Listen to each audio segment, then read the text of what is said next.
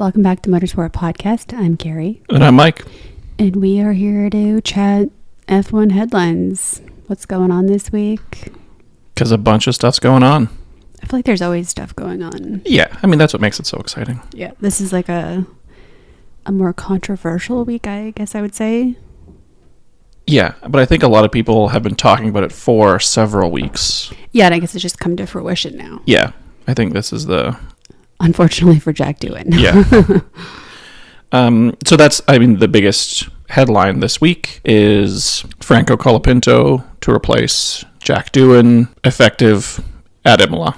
Yeah, I'm disappointed by that. And I know I've said it before, but I feel like if you're going to sign a rookie, you have to expect kind of the growing pains. Yeah. And I feel like they've not given him the opportunity to sort himself out. No, I would agree. He hasn't had enough time to... Because while he has struggled, he hasn't performed super badly. No, I would say he's had some questionable moves, perhaps that kind of pushed him over the edge, like some unnecessary moments where it's like, don't be a hero, you're in P16, you're not fighting for points. Like, I feel like some of that might have put a bigger target on his back, but it's Alpine. Like, you did horribly last year. Yeah, but I think this is a continuation of their odd decision making, right? Like, they replaced Ocon with Doohan for the last race of last year. Oh yeah, I forgot they did that. And it's like, well, why have you all of a sudden done this? They're very erratic. Like, I feel like, yeah, I want to say Otmar, I don't know his last name. Safnauer. Yeah. I feel like there is some more credibility to what he's been saying about the team. Like, there's been a lot of, I would say, like, chaos to that team because it's just been a lot of turmoil and changes, and like, I don't see how this is like sustainable long term. Like, I don't know. You don't have the success of like a Red Bull where they can kind of, I think, get away with some of this. It's like, no, you need to kind of like normalize things a little bit more. Yes. So I saw a very interesting graphic recently that I think highlights exactly what you're saying. And it was the length of time team principals have been with each team. Christian Horner at Red Bull for 20 plus years. Yeah. Toto at Mercedes for, I believe it's 12. Yeah. And then everybody else was 3 or under. Yeah.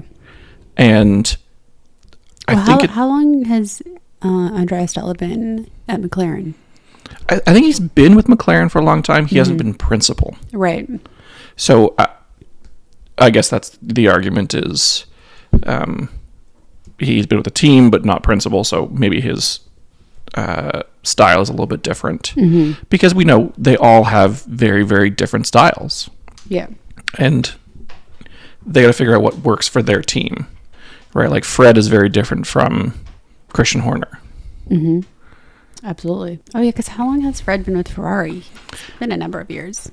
Yeah, but he came from Sauber. No, I know. Right? Yeah. But he's been team principal with Ferrari for 3 years now. Okay. Yeah, I think it's one of those things where you need, like, leadership to be in a position for a certain amount of time. But I think not only that, but you need, like, stability within the team for a certain amount of time. And I think that a lot of other teams have not had that, where it's just been chaos and, like, their driver lineups have been chaos. And I just don't see how you have long-term success with that formula. But I think that's exactly it. Is they're not looking at long-term. Yeah. They're looking at, I need to win this year. What change can I make? And they're thinking that whatever factor they do, whether it's different driver, different principal, different engineer, they're thinking it's going to be a silver bullet where it's going to be all of a sudden, bam, we're P1. And it's like, that's not how this works. That's not how it works. No. Right? Like, it took years for Red Bull to be successful. And it's not giving the team any confidence, right? Like, if you are constantly in fear of your position disappearing or being replaced by another driver, you're not going to drive at your best. Right. And I mean, that's been very clear. Like, you can just see, like, Liam Lawson is like the use case of that. Like, he went from like a pretty strong driver last year Yep. to this year. He's now struggling still in Last place.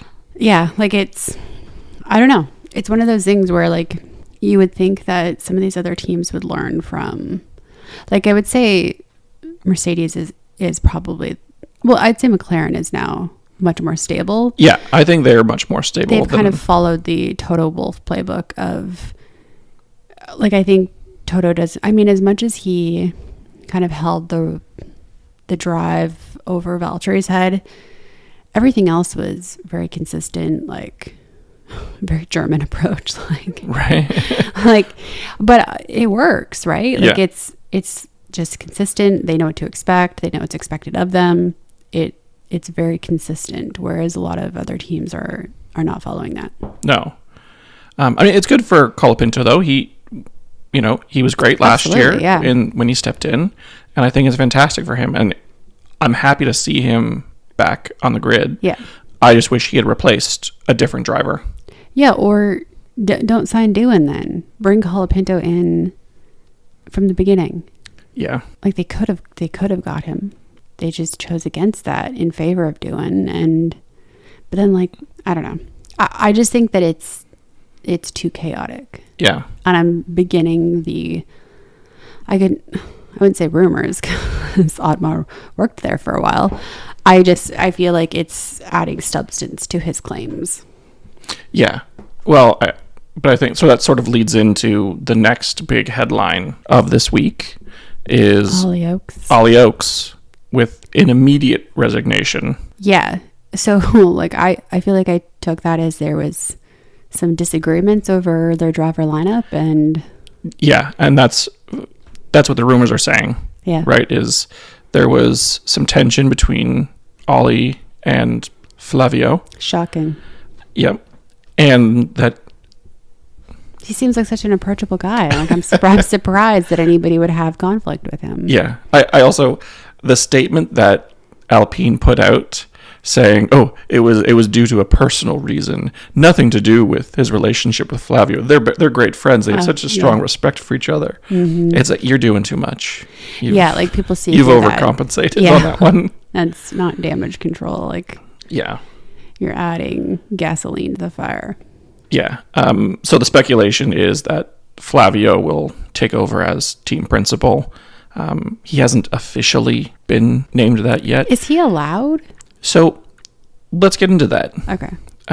So because I think a lot of people have seen Flavio, especially end of Drive to Survive in the last season. They've seen him on the grid this year. Mm-hmm. But I feel like a lot of people don't actually know who he is mm-hmm. or why he is such a polarizing spectacle in F1. Spectacle. I love it. He is the father of Heidi Klum's oldest child. Is he really? He is, yeah. How on earth is he pulling Heidi Klum? I don't know. I don't see I mean, I guess because he's got a lot of money. Yeah, I guess. Hey, kudos to him. So I went down a little bit of a dive on who Flavio is, where he came from, mm-hmm. and why he is so controversial. Okay. So he came to F1 in the 80s. Okay. He had no motorsport experience whatsoever. So he just rolled in and was like, I want to do this? Yeah. Was he rich? Well, no.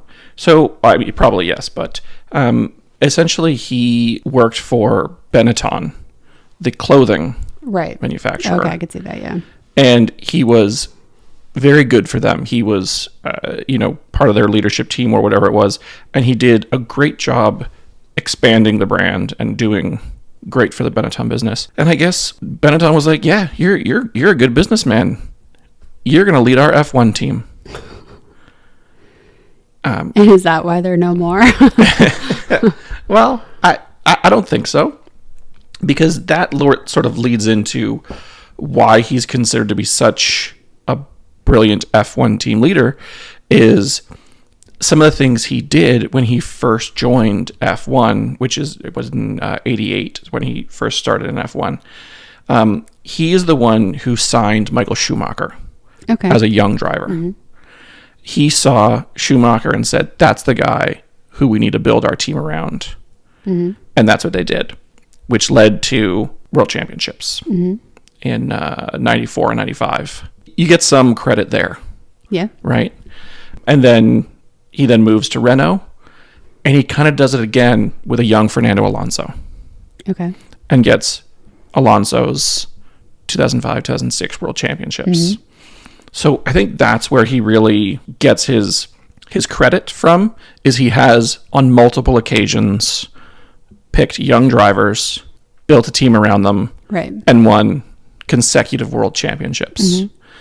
Now, that is all well and good, but there's been some scandals over the years. Love a good scandal.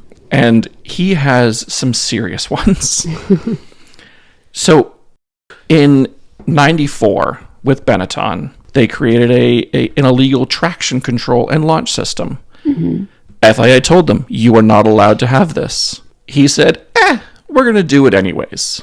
So, question though. So, like, I know that those cars had it, the legal software, but I believe it's never been proven that they used it. Yes. So, I would say allegedly. Allegedly. That is correct. FIA could not prove conclusively that they used it. That is true. Okay. The next, so then allegedly is the key word here. So the next one isn't alleged. Okay. So the second incident, where because of something that they had done, removing a fuel filter, they created a giant fireball around Jos Verstappen when refueling. Yeah, I've seen that. It's crazy. Yeah. They admitted removing the fuel filter. And they said, yeah, we didn't because it was slower. But they argued that there was no safety concern. Somehow... But Jos might feel differently. Yeah, somehow the FIA did not penalize them. I wonder if it's just because he's so confident in his, like, response. It must be. It is like, yeah, I did it. Or he's so good with maybe the political game with, back in those days, Ecclestone and, was it Mosey? That maybe he curried some favor with them and didn't get it penalized. So the next one really is the big scandal, which is Crashgate in 2008, which we've touched on. You're to skip over him firing Jenson Button? I was going to skip over it. Jenson Button might feel differently. Would you describe that as a scandal? I mean, there was public outcry. So I just made him unpopular. The public would suggest. That's fair. I mean, it's one of those things where, like, you replaced him with Alonso, so it's not like you replaced him with Latifi. Yeah. Like, good driver, but I feel like he makes big moves and unapologetically, which I feel like, I got some respect for that. Yeah. Okay, continue. So the big scandal. Yeah. So back to scandal, which is Crashgate. Which we're still talking about to this day. Exactly. So Singapore Grand Prix in 2008, basically they were pushing Fernando as their lead driver. He had qualified poorly in the race. And essentially they told Nelson Piquet Jr. to crash at a very opportune moment, which basically gave Alonso the win. Mm-hmm. And initially there was speculation behind it. Mm-hmm. And they denied it. They covered it up. Nope, didn't happen. Mm-hmm. You're crazy. Until they decided to fire Piquet Jr. the following year. And then he was like... And he came out and was like... the tea. let me tell you what happened. And basically just ratted them out. And at that point, Flavio received a lifetime ban from FIA events. That's when you need to play, like... I can't sing it because it's copywritten, but it's like, guess who's back?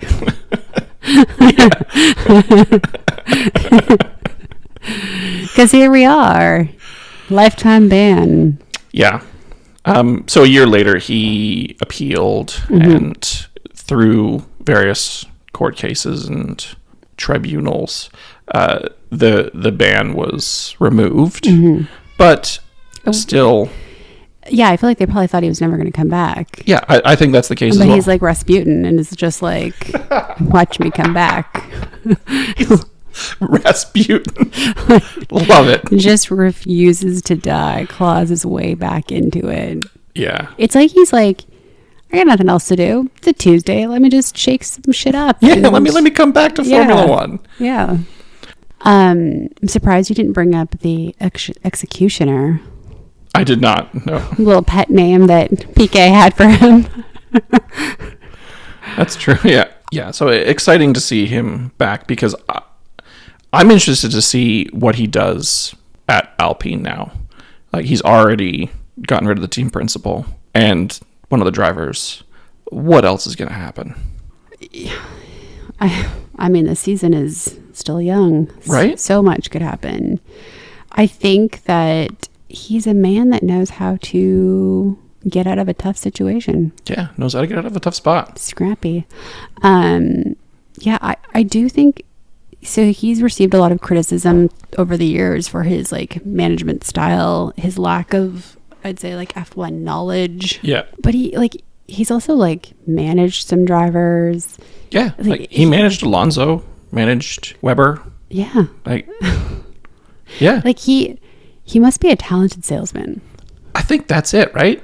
I think he is so charismatic and people just buy it. They gravitate towards him and he's so engaging.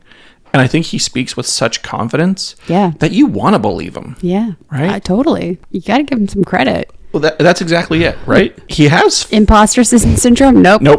Not present. He has never experienced that. No, he's just like, yeah, I got this. Yeah. He came in from the clothing world and was like, motorsport? Yeah, I got this. Yeah. How hard could it be? And then he was proven right by winning I know, right? multiple world championships. Yeah. So, like, can you really hate on that? Have I just convinced you now to be a Flavio fan? Are you a Flavio apprentice? Listen, I have a healthy respect for people that can do what he's done. Get away with shit? Yeah. Seriously, though. You've managed to escape consequences on several occasions. Yeah, or had those consequences just removed. That's talent. Yeah.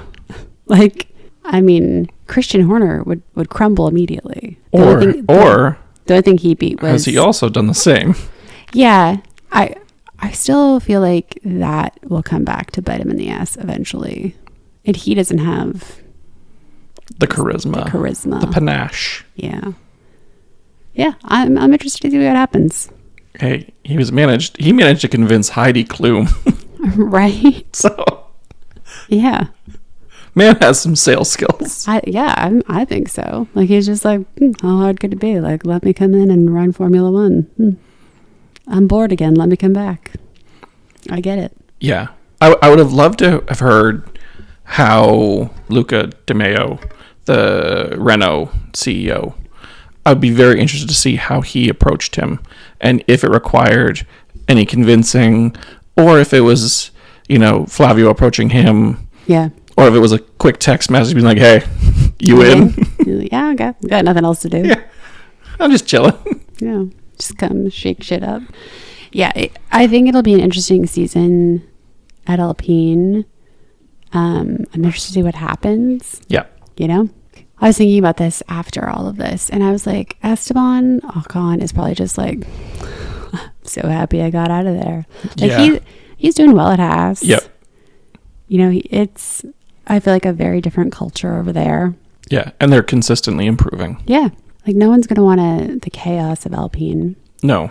Get it? No. So I was reading a headline, and it was Claire Williams. Mm-hmm.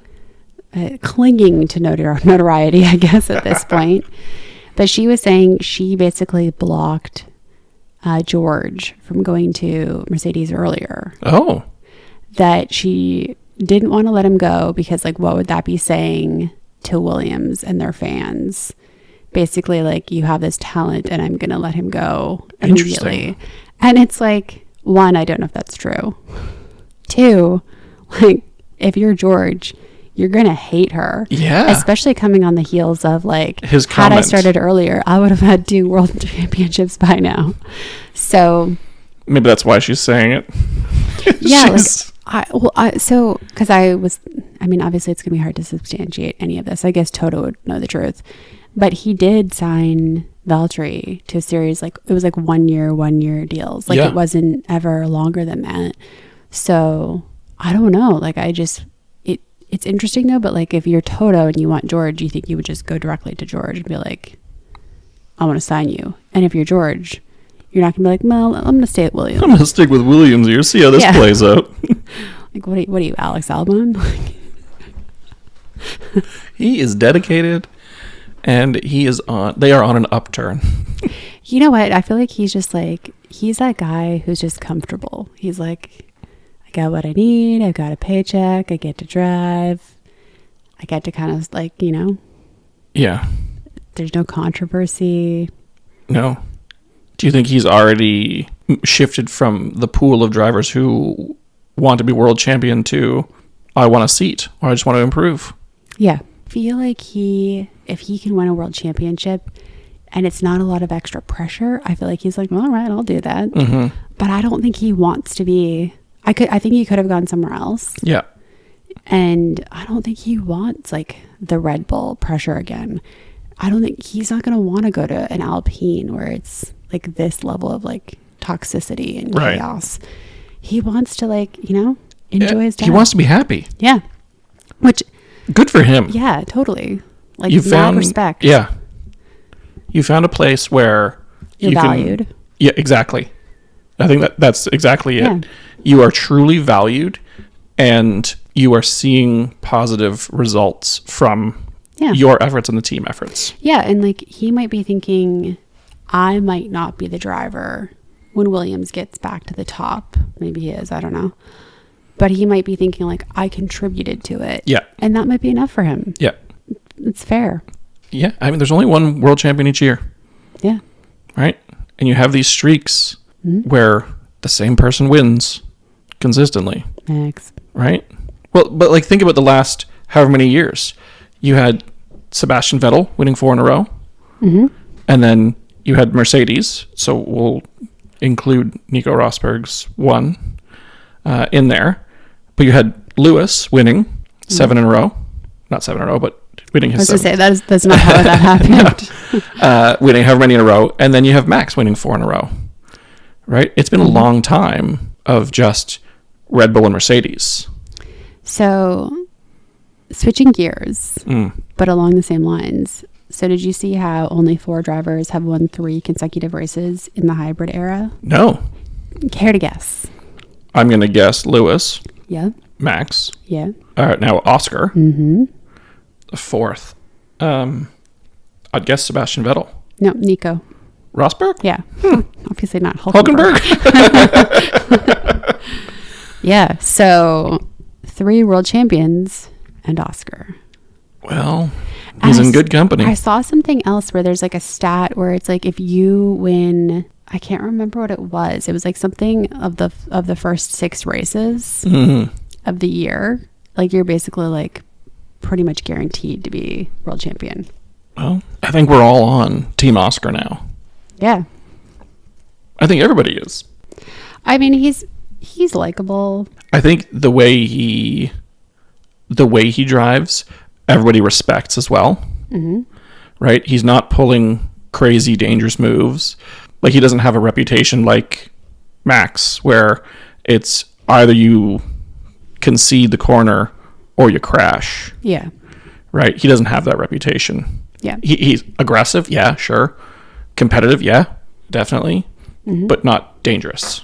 Yeah, and I think he's really consistent, right? Like he has consistent qualifying. He's got great starts. Yeah. He does everything well. I guess better than well. Like I'd say he's overall like a very like well-rounded driver. Yeah. So I'm interested to see what happens. Like I know we still have like a very long season ahead of us. Yeah. And a lot can change, but yeah. It'll be interesting to see how that goes with old Oski. So what is our next race? Imola.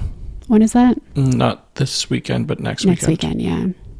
So where do we think Mr. Colapinto is going to end up in the next race in Imola? That's a really good question. I want to say he's going to perform. I think he's going to make it into the points. Yeah. I think he's going to, like a 10th. Like, Yeah. I think he'll stun us all Mm-hmm. and get a 10th. And Flavio will be seen as a hero. Yeah, I kind of feel like he's going to out-qualify Pierre. That's my prediction. That'd be tough for Pierre. Yeah. Yeah, it will be. I think he's going to come in and just be consistent and great like he was last year. Yeah, do exactly what he did last year. I look forward to it. I think he's a really great driver. Yeah. I think I hope he continues in F1. Like, I hope that if Alpine's where he stays, great. Mm-hmm. If not, I hope he finds another seat. Yeah. Maybe Cadillac. Jeez. They're going to be like the next Haas. It's just going to be like a misfit team.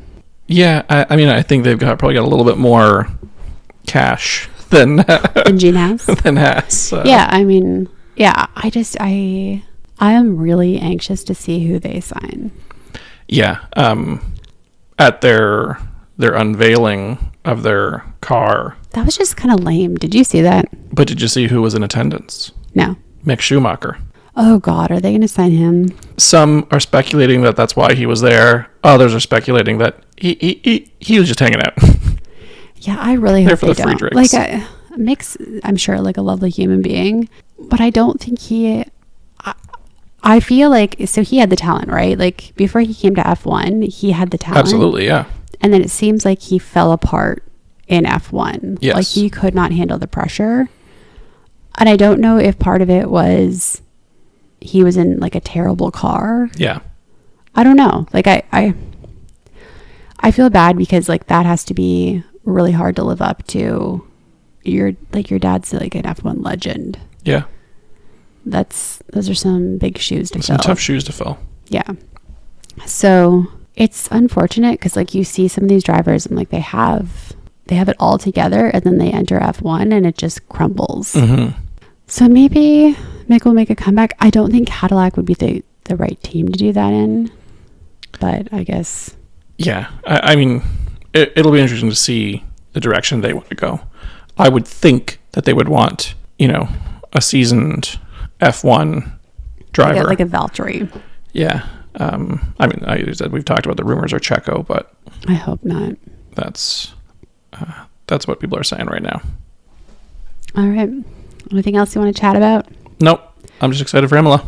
I'm very excited for Imola.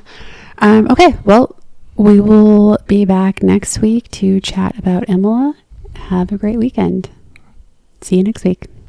Motorsport Podcast is a Vorbeck Media production. Follow us on Instagram at MotorsportPod. You can listen to the show on Apple Podcasts, Spotify, or our YouTube page, Motorsport Pod. Bye.